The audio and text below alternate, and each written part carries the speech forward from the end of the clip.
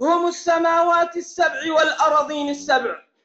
وأما القبر الذي مشى بصاحبه الحوت التي بلعت يونس، وأما الشيء الذي يتنفس ولا روح له والصبح إذا تنفس، وأما الشيء الذي خلقه الله واستعظمه كيد النساء إن كيدكن عظيم في سورة يوسف، وأما الشيء الذي خلقه الله واستنكره إن أنكر الأصوات لصوت الحمير في سورة لقمان، والأشياء التي خلقها الله من غير أب ولا أم آدم عليه السلام، والملائكة الكرام، وناقة صالح، وكبش إسماعيل. والذين كذبوا ودخلوا الجنة أخوة يوسف، والذين صدقوا ودخلوا النار هم اليهود والنصارى. وقالت اليهود ليست النصارى على شيء، وقالت النصارى ليست اليهود على شيء. وأما الشجرة المكونة من 12 فرعا هي السنة، في كل فرع 30 غصن أي الشهر، في كل غصن 5 ثمرات أي صلوات، 3 في الليل و2 في النهار. وأما الذاريات ذروا فهي الرياح، والحاملات وقرا السحاب، وأما الجاريات يسرا فهي السفن، وأما المقسمات أمرا فهي الملائكة. ثم قال أبا اليزيد سأوجه إليك سؤالا واحدا، ما هو مفتاح الجنة؟ فسكت. قالوا له وجهت له كل هذه الأسئلة فأجابك ووجه لك سؤالا واحدا فلم تجبه، فقال والله إني لأعلم ما هي. قالوا قل ونحن وراءك. قال مفتاح الجنة لا إله إلا الله محمد رسول الله. قالوا بعده من كانوا في الكنيسة جميعهم لا إله إلا الله محمد رسول الله، دخلوا جميعهم في الإسلام.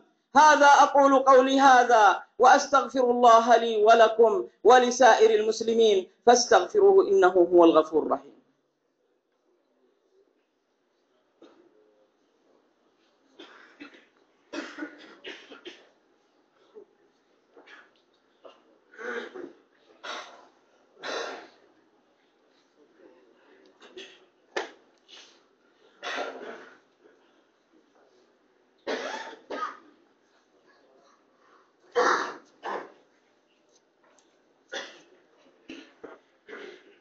الحمد لله، الحمد لله الخالق البارئ المصور العزيز الجبار المتكبر، خلق كل شيء وقدره تقديرا. وأشهد أن لا إله إلا الله وحده لا شريك له ولا ند، وليس له صاحبة ولا ولد. خلق الإنسان في كبد، وخلق السماوات بلا عمد، وجعل الجبال للأرض وتد. وأشهد أن محمدًا عبده ورسوله وصفيه وخليله صلوات ربي وسلامه عليه. أما بعد، أخواني المسلمين، لقد سمعتم في الخطبة الأولى قصة أبا اليزيد مع النصارى، وكيف جعلهم يدخلون في دين الإسلام جميعا مع أنه كان معرضا للأذى أو القتل، ولكنه ترك بصمة في الحياة، وكان قدوة لمن تبعه في الدعوة إلى الإسلام. ولعلنا اليوم تركنا الدعوة إلى الصلاة، مع أننا ننام في مكان واحد، ونخرج ولا نتكلم، ونقول لمن ترك الصلاة اتق الله وقم وصلي. الصلاة هي النجاة، الصلاة هي عمود الدين، الصلاة هي الركن الثاني من أركان الإسلام. الصلاة إذا صلحت صلح سائر العمل، وإذا فسدت فسد سائر العمل. نسينا حديث الرسول صلى الله عليه وسلم: العهد الذي بيننا وبينهم الصلاة، فمن تركها فقد كفر. والكافر إذا مات لا يقبر في مقابر المسلمين ولا يصلى عليه، بل قال بعض العلماء لا يجوز أن تزوجه إذا علمت أنه لا يصلي. وقال أيضا لا تأكل معه تعزيرا له، مع أنه يجوز لنا أن نأكل مع اليهودي أو النصراني، لأن هذان أهل كتاب. أهل كتاب والمسلم في هذا الزمن، بل بعضهم لا يعرف كيف يتوضأ، ولا يعرف أركان الإسلام، ولا يعرف كيف يغتسل غسل الجنابة، بل يكون على نجاسة أكثر من يومين، يدخل الحمام ويخرج من دون أن يغسل الخارج من البول. تجد جميع البكتيريا تمشي على الأجهزة التناسلية والقبل والدبر، والسبب أنه لا يجلس في الحمام إلا أثناء الغائط وعنده استطاعة، إن لم يوجد ماء قضى حاجته وخرج.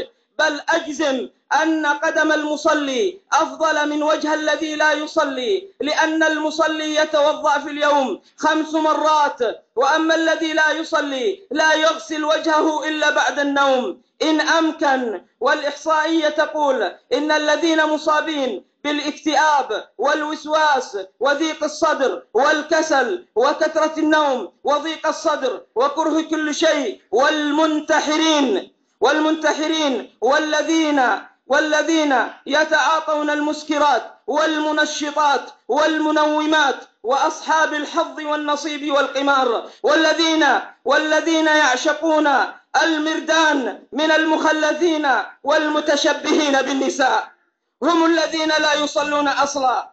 والبعض كانوا يصلون فجاءهم الشيطان، كانوا يصلون فجاءهم الشيطان وقال لهم: شوفوا كثيرا من أخوانكم خرجوا، كثيرا من أخوانكم ترحلوا، هم كانوا لا يصلون أصلا، فلما تركوا الصلاة ترحلوا. والله إن بعضهم تركوا الصلاة من أجل أن يذهبوا إلى الترحيل، فكيف هذا بالله عليكم؟ أترضون هذا أيها المسلمين؟